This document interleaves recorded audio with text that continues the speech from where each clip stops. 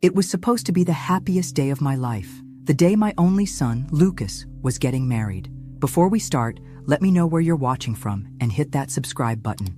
Now let's dive into this story.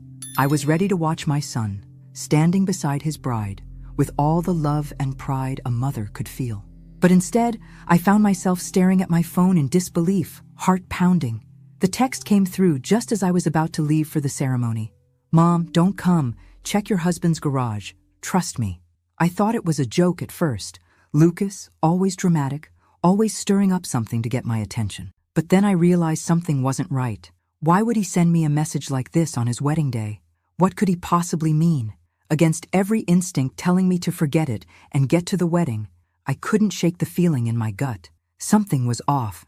My stomach turned as I rushed downstairs, trying to calm myself. When I opened the door to the garage, my heart skipped a beat. There it was, a box. It was carefully placed, as if someone had been expecting me. My breath caught in my throat as I lifted the lid. Inside, I found a stack of photos, each one more gut-wrenching than the last. There were pictures of Derek, my husband, with Isabelle, my daughter-in-law. They were intimate. No, they weren't just intimate. They were the kind of photos you only share in secret, hidden away from the world. I couldn't breathe as I looked through them, disbelief consuming me. But then, at the bottom of the box, there was something else, a small, sleek flash drive. Hesitantly, I plugged it into my computer. The videos that appeared were more than I could have ever imagined. There they were again, Derek and Isabelle, in their own world, too close for comfort, caught in the act of betrayal. I could hardly believe my eyes. Was this real? Was I really seeing what I thought I was seeing? I felt like the ground had been ripped out from under me. My heart pounded, and for a moment I thought I might collapse. But I held on. I couldn't break down yet. I took a deep breath and steadied myself. With trembling hands, I whispered to myself, "But before all of this, let me tell you how it all started. A year ago, my life was nothing like it is now. Back then, I was still mourning the loss of my husband, Richard. His death left a hole in me that I wasn't sure would ever be filled. We had been together for over 30 years. We had built our life together, from the house we lived in to the small family we'd created. And then, in an instant, it was all gone. I wasn't sure how to move forward. I had the money, a hefty inheritance from Richard, who had left me comfortable. But that didn't fill the emptiness inside of me. And honestly, I never thought I'd be interested in anyone else. But life has a funny way of throwing the unexpected your way when you least expect it. It was one afternoon in the park that everything changed. Derek was sitting on a bench, reading a book. He looked up when I walked past, and there was something in his gaze, a quiet kindness. He was older than me, maybe in his mid-50s, his hair tinged with silver, and a certain sadness in his eyes that mirrored my own. We started talking. He told me that he had been a widower for a few years.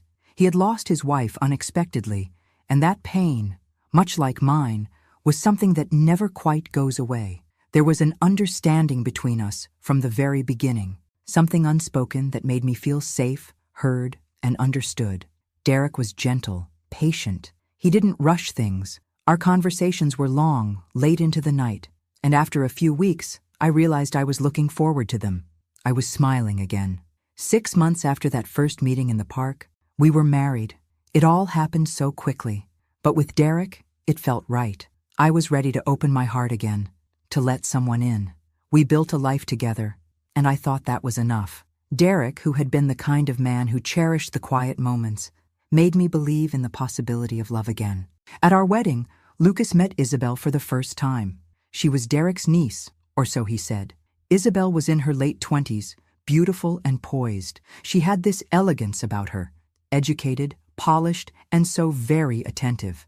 I immediately liked her. She fit so perfectly into our lives. Not long after, Lucas and Isabelle began spending more and more time together. I thought nothing of it at first. It felt natural. Isabelle was young, ambitious, and full of life, and Lucas seemed to enjoy her company. I liked seeing my son happy again after his difficult breakup with his last girlfriend. Isabelle was just the kind of woman I had hoped he would find. 2 months later, they were officially dating. I saw the spark between them, the way they looked at each other, and I couldn't help but smile. It felt like everything was falling into place.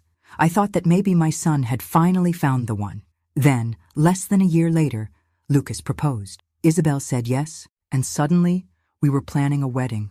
Lucas's wedding, the one I'd been dreaming about since the day he was born.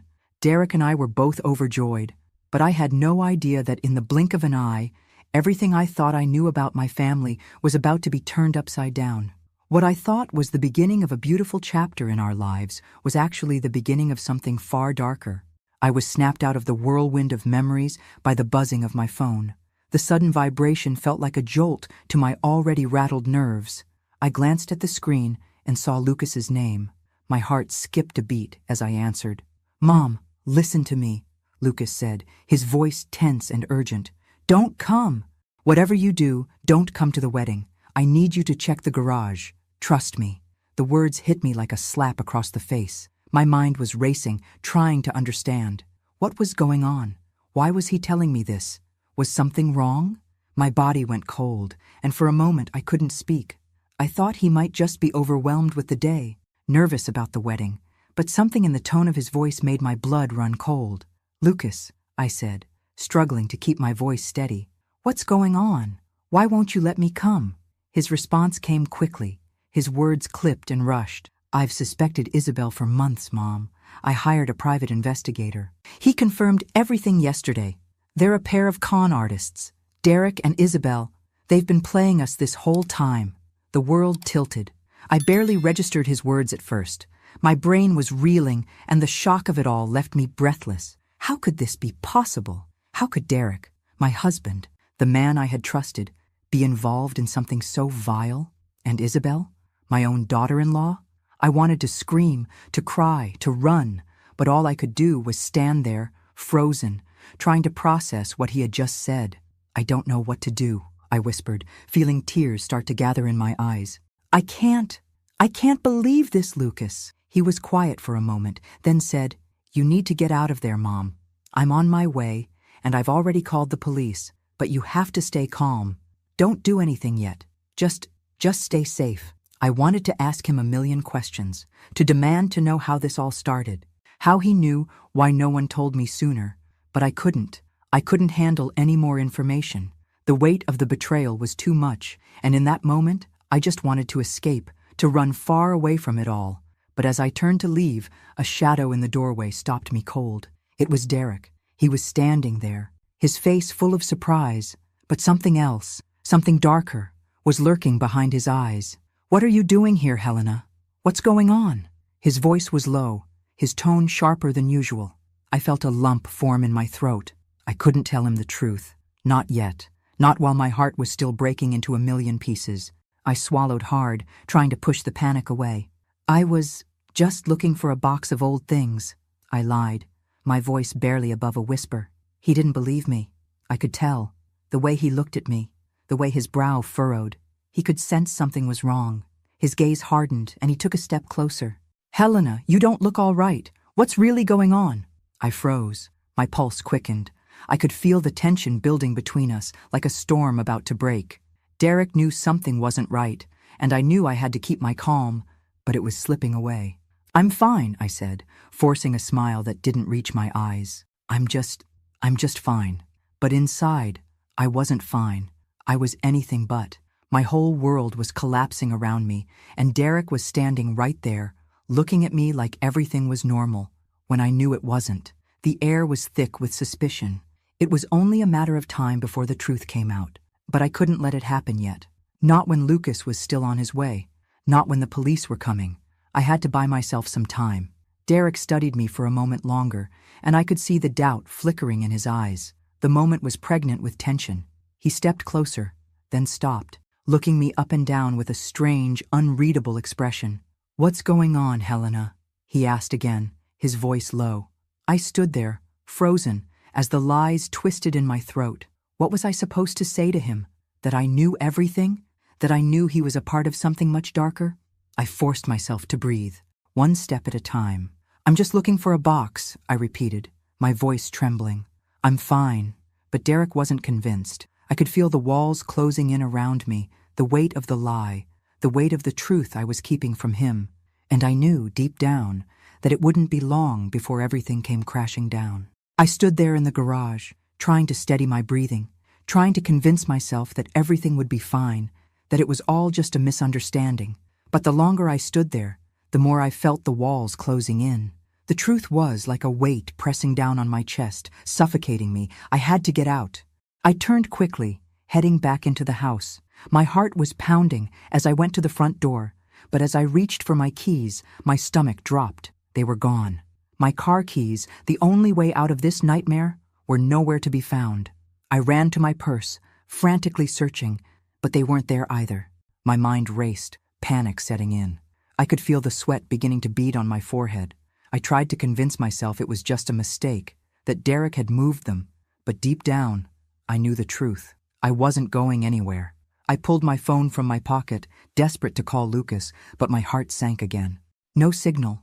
I checked the screen, and the Wi-Fi icon was gone, replaced by the dreaded no service message. Someone had cut the line. I was trapped. My breath hitched as I glanced nervously toward the stairs. I had to get upstairs, get to my room, lock myself in, and figure out what to do next. If I stayed down here, I had no idea what Derek might do. With a shaky breath, I bolted up the stairs, my legs weak beneath me as I reached the bedroom. I slammed the door behind me, locking it as quickly as I could. I stumbled backward, my back pressing against the cold wood, trying to catch my breath. The silence of the house was deafening. My heart was hammering in my chest, every sound feeling like a threat. But then, I heard it. A knock on the door. "Helena, are you okay? I heard you crying." Derek's voice called softly, his tone pretending concern, but I could sense something deeper beneath it. I froze, my blood running cold. My stomach twisted as I struggled to keep my composure. I couldn't let him in. I couldn't let him see how broken I was, how terrified, but I couldn't find the words to respond, so I whispered as steady as I could manage, "I'm not feeling well, Derek. I'm fine. Please, just leave me alone." For a moment, the house was silent again. I thought maybe he'd leave. Maybe he'd let me have some time to gather my thoughts. But I was wrong. The knock came again, more insistent this time. "Helena," he said, his voice a little harder now. "You're acting strange. What's going on? I need to come in. We need to talk." I could feel the pressure mounting as I pressed myself further into the door. I couldn't let him in. I couldn't face him, not with all the knowledge I had now, not knowing that he had been lying to me, betraying me, playing me for a fool. "I'm really not feeling well," I said again, my voice trembling more than I wanted it to. But Derek wasn't going to back down. His voice shifted, darker now. "Helena, something's wrong. Let me in." I closed my eyes, my heart racing. He was starting to see through my lies. I had to keep it together. But then I heard the unmistakable sound of his hand on the door handle, testing it. The lock was secure, but I knew it wouldn't hold forever. Derek was relentless, and I was running out of time. I had to think. I had to get out of here. "Helena, stop hiding. Let me in," Derek pressed, his voice now taking on an edge that made the hair on the back of my neck stand up. "You can't keep running from this." I knew he was growing frustrated, maybe even angry. His calm facade was starting to crack, and that was when I realized I was no longer just dealing with the man I had married. Derek was becoming something else, something dangerous. I could hear the anger in his voice as he began to pound on the door. "Helena, open this door!" I jumped back, startled by the force of the sound. My pulse was pounding in my ears. I could hear him outside, breathing heavily, trying to force his way in. My body screamed for me to run, to escape. But where could I go? I looked toward the window. It was too high to jump, too dangerous. But the thought of facing Derek like this, trapped in this room, I couldn't do it. I had no choice. The pounding grew louder, more insistent. "Helena!" Derek shouted, his voice now angry, demanding. "You can't hide from this forever." I took one last, desperate breath, my mind racing. And then, as the pounding continued, I knew I had to make a choice. But the question remained, what was I going to do? The pounding on the door didn't stop. Each strike sent a jolt through my already fragile state, and every time I heard Derek's voice, I could feel the panic rising in my chest. He was relentless. There was no escaping him. I glanced around the room, searching for something, anything, to help me hold the door shut. My eyes landed on a small dresser in the corner, its wood sturdy enough to slow him down for a moment. Without thinking, I shoved it toward the door, trying to wedge it between the handle and the frame. The sound of the furniture scraping across the floor echoed through the silence, and I winced, hoping it was enough to keep him from getting in. I took a step back, my chest heaving as I looked at the door. My breath was coming in short, panicked gasps, but I had to stay calm. I couldn't let him in. Not now. Not when I knew what he'd done. The pounding stopped for a moment. I thought maybe he was giving up, but then his voice came through, softer, almost too calm. "Helena, what's going on?" he asked, sounding concerned, but I could hear the edge in his tone. "Why are you acting like this? What did you find? Why are you hiding from me?" I froze. My heart pounded in my chest as his words hit me like a punch. He was starting to catch on. He knew something was wrong, but what could I say? How could I even begin to explain? The lies, the betrayal, everything that had just shattered my life in the last few hours. "Just let me in, Helena. I can explain everything," Derek continued, his voice growing more insistent, more manipulative. "I promise you, whatever you think you've found, it's not what it seems. We can fix this." I felt sick to my stomach. His words were poison, but I couldn't let them seep into my mind. Not now. I had to be stronger than that. I tried to reach for my phone, my lifeline, but the truth hit me like a slap in the face. My phone was still downstairs, somewhere in the living room, just out of reach. I cursed under my breath. I needed help, and I had no way to call for it. Desperation clawed at my throat as I pushed myself against the door, willing the dresser to hold strong.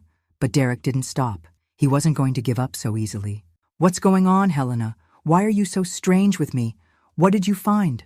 His voice was now a mixture of frustration and something darker, something that made my skin crawl. The weight of the situation crashed over me. I couldn't just sit here and wait for him to break through. My body was trembling with fear. But I pushed the panic aside and tried to think. My eyes flicked to the window. It was an option, a dangerous option, but one I had to consider. The drop was high, too high. But what choice did I have? Derek was getting more aggressive by the second. I couldn't stay locked in this room forever. I hesitated. If I went out that window, it might be the only way to escape. But what if I hurt myself? What if I couldn't make it out in time? I shook the thought from my mind. I couldn't think like that. "Helena," Derek called again, his voice growing cold. "You can't keep running from me. Let me in, and we'll talk. We can fix this. Please." His voice was almost pleading, but I could feel the threat behind it. He was no longer the man I had married. He was someone else now, someone dangerous. I took a step toward the window. I could hear him breathing outside, waiting for me to respond. He had no idea what I was about to do. But I knew I couldn't stay here. Not with him this close. Not with him trying to manipulate me with his lies. I lifted the window slowly, trying not to make a sound. My heart was pounding in my ears. The outside air felt cold against my skin, a sharp contrast to the heat of the room. I looked down. It was a long way down. Too long. Too risky. But if I didn't take this chance, I didn't know what would happen. I didn't know what Derek would do if I stayed here, alone with him. "Helena?" Derek's voice cut through the silence again, softer now, almost a whisper. "I'm not leaving until you talk to me. Don't make this harder than it has to be." His voice carried an edge of something more dangerous now, a warning that made my stomach churn. But I couldn't listen to him anymore. I couldn't afford to let him take control. I took a deep breath, trying to steady my shaking hands. I barely had time to process my own fear before the sound of splintering wood echoed through the room. Derek was no longer just trying to force the door open. He was determined to get in. I spun around, my heart racing as the door shook violently under the force of his attempts. The dresser I'd pushed against it earlier was no match for his fury. With one final deafening crack, the door gave way, splintering down the middle. Derek's silhouette filled the doorway, and the cold, calculating look in his eyes sent a chill straight to my bones. I took a step back, panic flooding my veins. This was it. There was no escaping now. He was here, and there was no hiding from the truth anymore. Derek didn't enter right away. He stood in the doorway for a moment, his chest rising and falling with heavy breaths. I could see the rage in his eyes, the anger boiling beneath the surface. His jaw clenched, but he still tried to play it cool. "Helena," he said softly, almost as if he were trying to coax me into something. "You don't need to do this. You're making a mistake. Just let me explain. Please." I shook my head, my hands trembling as I backed up further into the room. The chaos of the moment was too much for me to handle. I couldn't breathe, couldn't think clearly. All I could focus on was the man standing in front of me, the man I had loved, the man who had betrayed me in ways I couldn't even comprehend. But then, something inside me snapped. I wasn't going to sit here and let him manipulate me anymore. I grabbed the stack of photos from the bed, the damning evidence of his affair with Isabelle. Without a word, I threw them in his face, the pictures scattering across the floor. They were sharp, undeniable truths, each one a reminder of the cruel deception that had shattered my world. Derek's eyes widened, his face contorting with disbelief as the photos hit him. He looked at them, then back at me, and I saw the shift in his demeanor. The smooth talker, the charming man I had married, was gone. In his place stood a man who was now desperate to salvage whatever was left of his lies. "It was a mistake, Helena," he said, his voice strained, desperate. "I didn't mean for it to happen. I fell in love with her, but it was an accident. I didn't plan this. You have to understand." My vision blurred with fury. "You fell in love with your niece?" I spat. "Or are you just a goddamn con artist? A piece of trash pretending to be someone you're not?" Derek's face darkened, and for a moment I saw his true colors. He wasn't the man I had married. He wasn't the man I had trusted. He was something far worse. "You don't understand, Helena," he said through gritted teeth, taking a step toward me.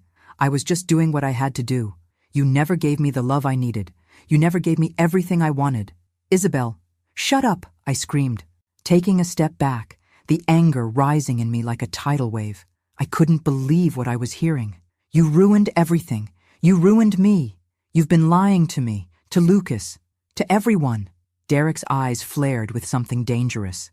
The facade cracked completely, and in that moment I realized there was nothing left of the man I once knew. He lunged at me. I didn't think. I acted purely on instinct. The lamp on the nightstand was the closest thing within reach. I grabbed it and swung it toward him with every ounce of strength I had. The glass shattered against his head, and he stumbled back, stunned. He hit the floor hard, his hands reaching for his head as blood began to stain his shirt. He groaned, his face twisted in pain and fury. I didn't wait for him to recover. I bolted for the door, my heart in my throat. I grabbed my phone from the dresser, my hands shaking uncontrollably as I unlocked it and dialed 911. "Send the police now. He's in the house. He's attacking me," I gasped, barely able to get the words out. I hung up quickly, my heart still racing, and ran toward the front door. The sound of Derek groaning in the background pushed me faster, but I didn't stop. I couldn't. I had to get out. I ran out the door, slamming it shut behind me and locking it. My hands were shaking as I turned the key in the lock. The finality of the action sinking in. I was outside. I was free. I could hear Derek shouting from inside, but it didn't matter. I wasn't going to let him control me anymore. He had taken everything from me. My trust, my love, my security. And now, he was finally going to face the consequences of his actions. I stumbled down the porch steps, my legs weak and unsteady, but I didn't look back. I couldn't. I didn't know where I was going, but I had to keep moving. I had to get away from the nightmare that had taken over my life. The air felt thick with adrenaline as I bolted out of the house, barely pausing to catch my breath before making my way to the back door. The sound of Derek's enraged shouting echoed through the house, but I didn't stop. I couldn't. I wasn't sure where I was going, but I had to get out.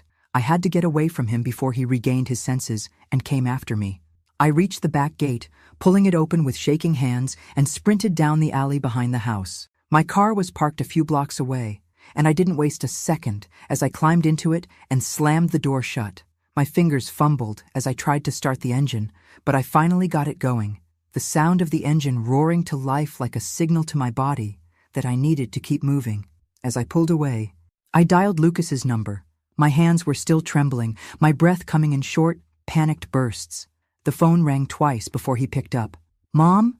His voice was tight with concern. "Where are you? Are you okay?" "I'm fine," I lied, trying to steady my voice. I just need you to listen to me. Lucas, Derek's lost it. I don't know what's happening anymore, but I need to see you. Please." There was a long pause on the other end of the line. Then Lucas's voice came through again, this time with urgency. "I'm on my way to you, Mom. Stay where you are. I'm bringing Isabelle with me." I felt a wave of confusion and dread wash over me. Isabelle? Why would he bring Isabelle? Lucas, wait, what's going on? What's happening? But the line went dead before I could get another word out. I gripped the steering wheel harder, feeling the tension in my body grow by the second. I didn't know what to expect, but I drove as fast as I could. The city blurred past me as I raced toward the parking lot Lucas had mentioned. My mind was spinning. What was going on with Isabelle? Hadn't he figured out everything by now? When I finally pulled into the parking lot, I spotted Lucas's car right away. But it wasn't just Lucas standing next to it. Isabelle was inside, locked in the car, her face pressed against the window, staring out at me. My pulse quickened. Something didn't feel right. I stepped out of the car, my eyes locking onto Lucas. He was standing outside the vehicle, his arms crossed over his chest, a look of frustration mixed with fear on his face. "Mom, you need to calm down," he said as I approached, his tone more serious than I'd ever heard before. I stopped in my tracks, my heart pounding as I looked at him, confused and desperate for answers. "Lucas," I gasped, my voice strained. "What the hell is going on? What are you doing with Isabelle? You know everything, right? Why is she here? Why are you with her?" Lucas didn't meet my gaze. Instead, he glanced at Isabelle in the car, then back at me. "Isabelle," his voice trailed off for a second. "She didn't know. Not everything. I thought she was just as much a victim as I was, but she's not. She's been part of the plan the whole time." My stomach dropped at his words. Isabelle? She had been part of it all along? I looked at her, still sitting there in the car, and the guilt in her eyes made my blood boil. She looked so broken, so helpless. But then, I realized something. She wasn't the innocent girl I thought she was. She had lied.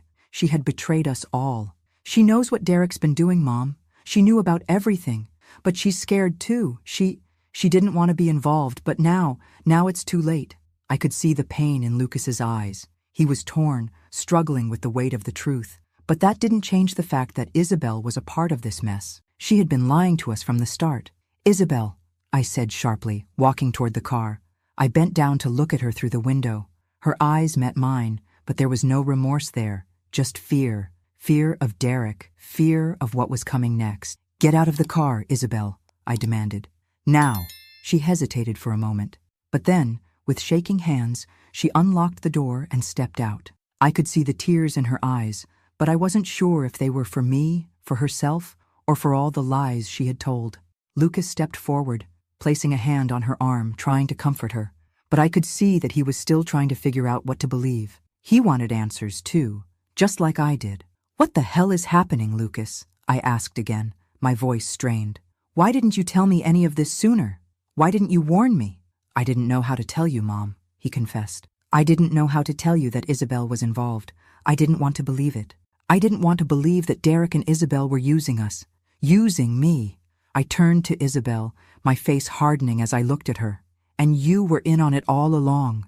You pretended to be the sweet, innocent girl, but you were just as bad as Derek. You betrayed Lucas. You betrayed me." She flinched at my words, but she didn't deny them. Her silence spoke volumes. "Isabelle, you need to tell me everything," I said, my voice steady but fierce. "Now, or I'll make sure you both go down for what you did." The silence between us felt like a lifetime, but then Isabelle finally spoke, her voice barely above a whisper. Derek's been planning this for years," she admitted. "We were going to take everything, the money, the trust, everything, but then I started to feel guilty. I couldn't do it anymore, but I didn't know how to get out." I turned to Lucas, my heart breaking for him.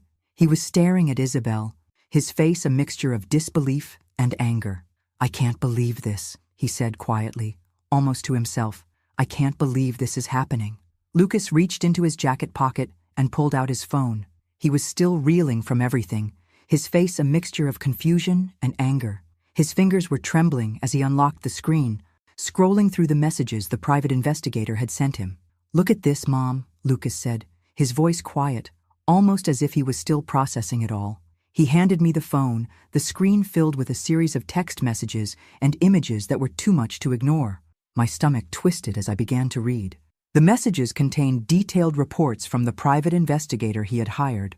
There were photos of Derek and Isabelle in different states, under different names. Their faces were the same, but the names were all false. They had been moving around the country, living under assumed identities. They weren't just con artists in the traditional sense, they were professionals. This is insane, I whispered, feeling my heart sink into my stomach as I scrolled through the evidence.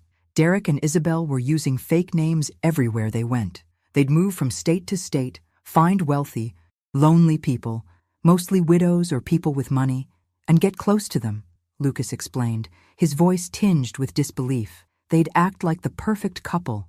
They'd charm their way into their victims' lives, and then they'd marry them. My head was spinning. This couldn't be real. It couldn't be. But the proof was right there in front of me. Wait, I said, my voice trembling.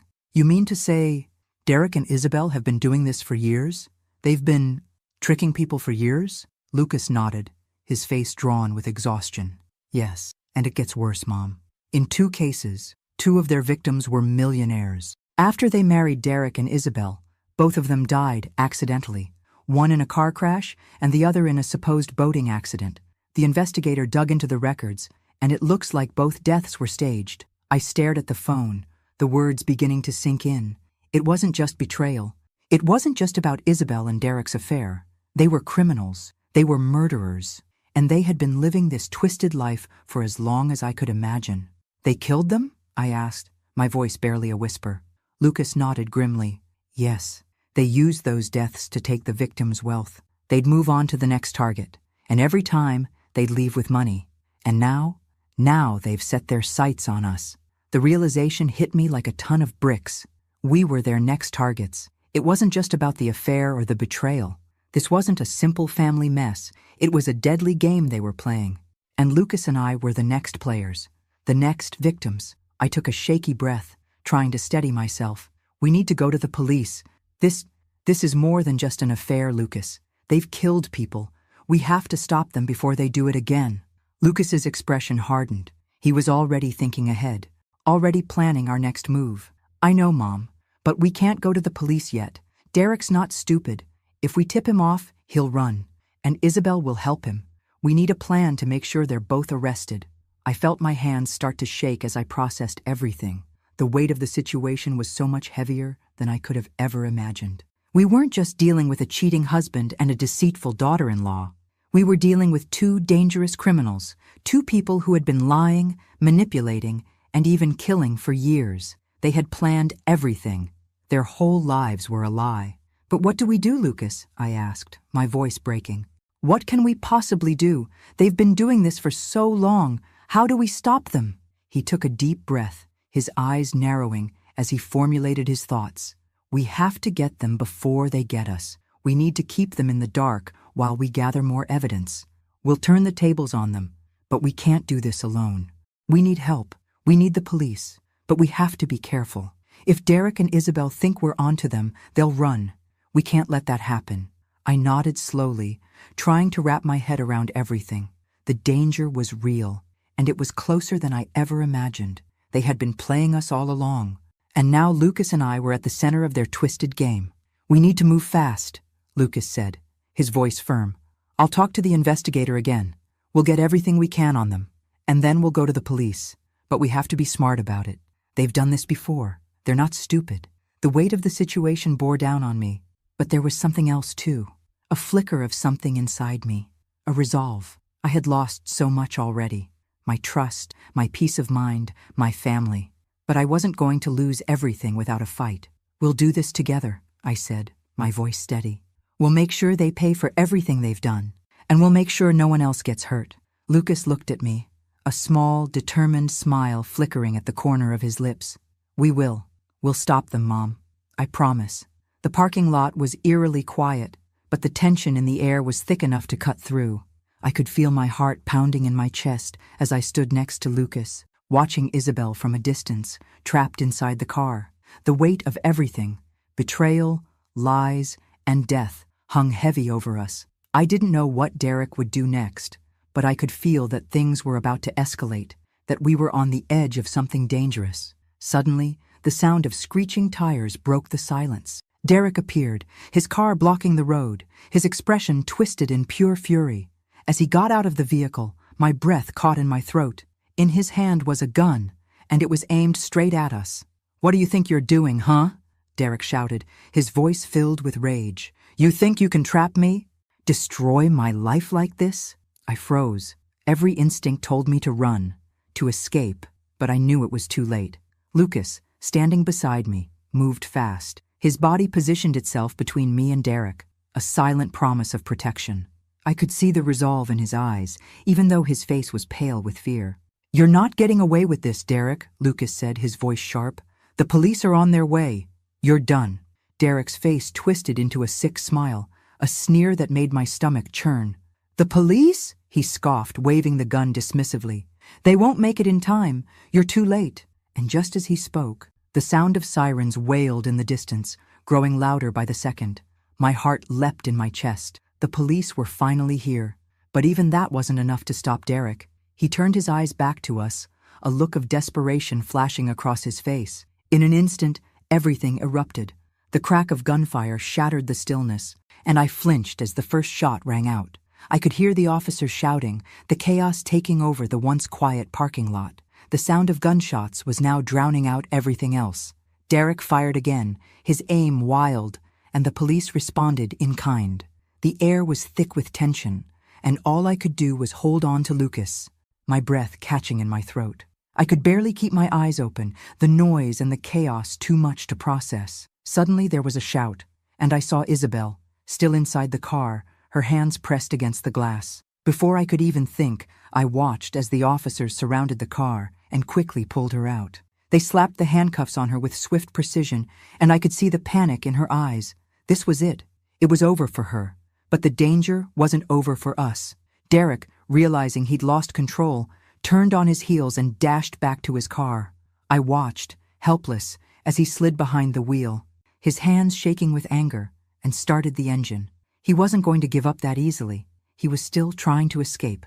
"Mom, we need to stay down," Lucas yelled, pulling me to the side as I watched Derek's car race toward the exit of the parking lot. But it was too late. Derek was gone. He was speeding away, and I could only watch, helpless and shaking, as he disappeared into the night. The police had secured Isabelle, but Derek was out there, still free, still a threat. My heart sank as the realization hit me hard. I could hardly process what had just happened. My mind was spinning, my body still locked in fight-or-flight mode. The police were moving in, securing the area, but I couldn't shake the feeling that this wasn't over, not by a long shot. "Lucas," I breathed, my voice barely a whisper. "What now? What do we do?" He turned to me, his face grim but determined. "We keep going. We can't stop until Derek is caught. We can't stop until it's over." But deep down, I knew this was only the beginning.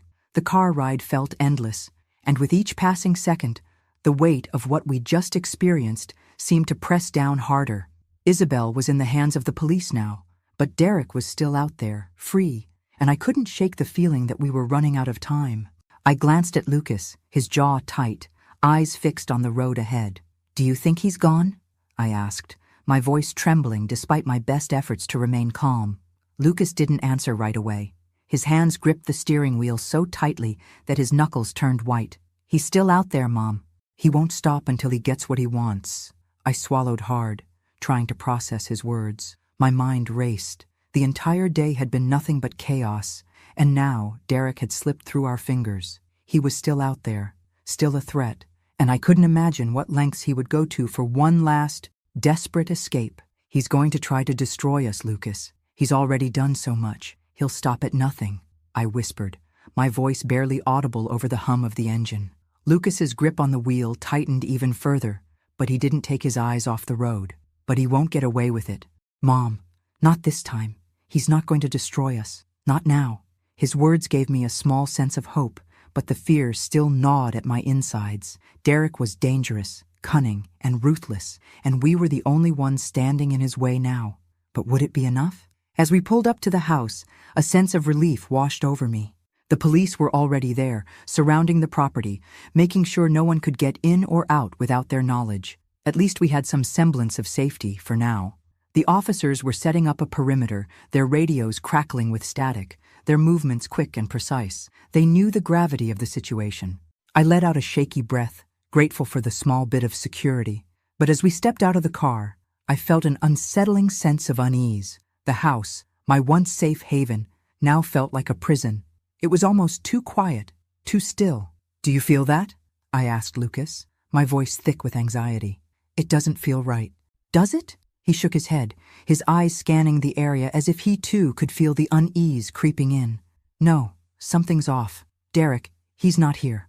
A chill ran down my spine. We were supposed to be safe. The police had secured the perimeter, but something didn't add up. Derek had been here just hours ago.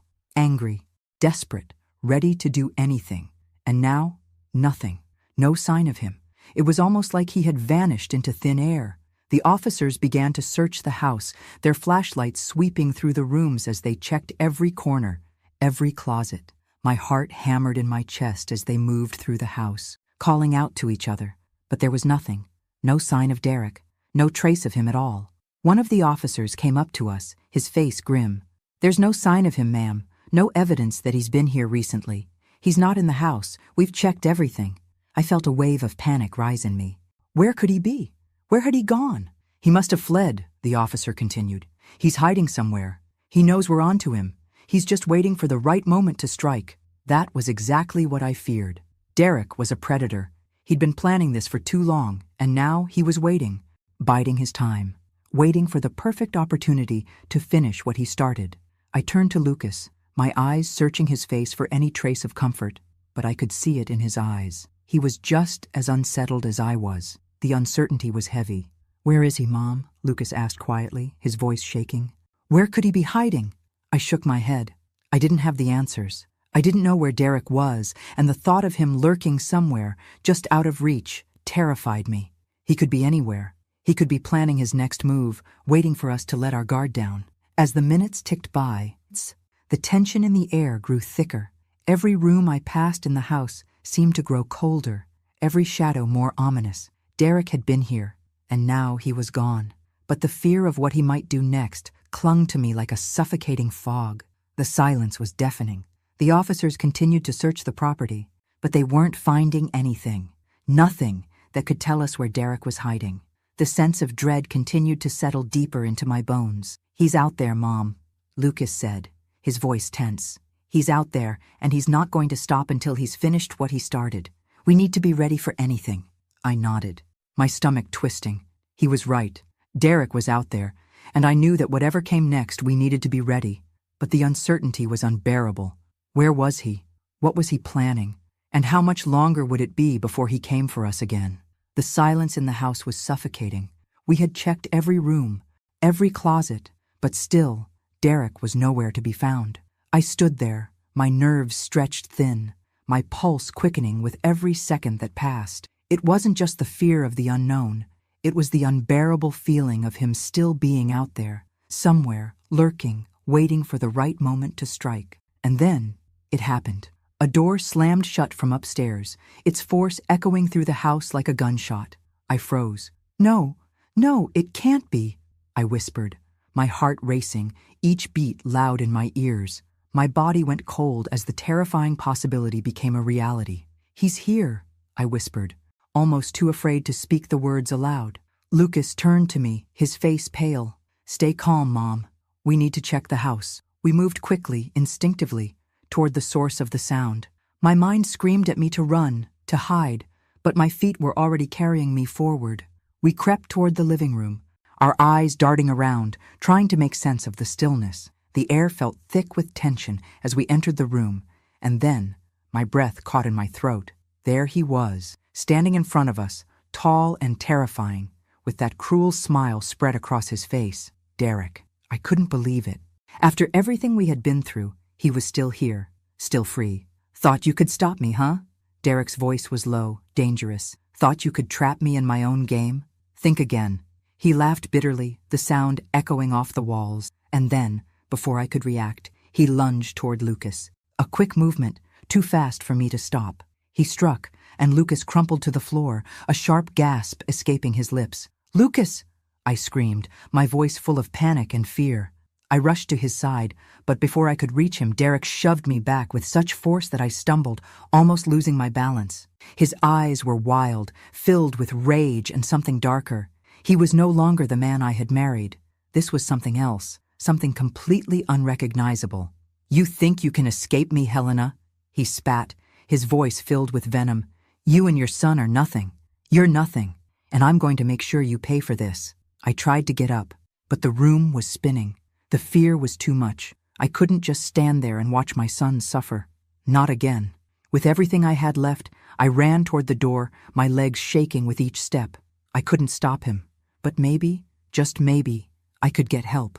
"Derek's here," I screamed, my voice cracking with desperation.